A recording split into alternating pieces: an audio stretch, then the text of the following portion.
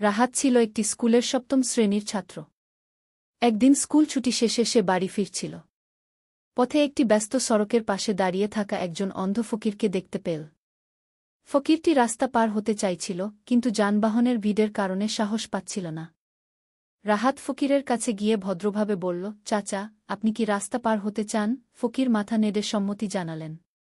তখন রাহাত তার হাত ধরে সাবধানে রাস্তা পার করিয়ে দিল। রাস্তা পার হওয়ার সময় সে চারদিকে খেয়াল রাখছিল যাতে কোনো দুর্ঘটনা না ঘটে।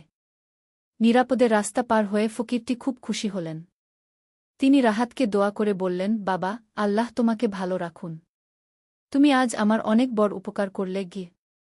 ফকিরের কথা শুনে রাহাতের মন আনন্দে ভরে গেল। সে বুঝতে পারল মানুষের উপকার করার মধ্যে সত্যিকারের সুখ রয়েছে। এরপর থেকে সে সবসময় অসহায় ও বিপদগ্রস্ত মানুষদের সাহায্য করার চেষ্টা করত। নৈতিক শিক্ষা, মানবসেবা মহৎ কাজ। আমাদের সকলের উচিত অসহায় মানুষের পাশে দাঁড়ানো এবং তাদের সাহায্য করা।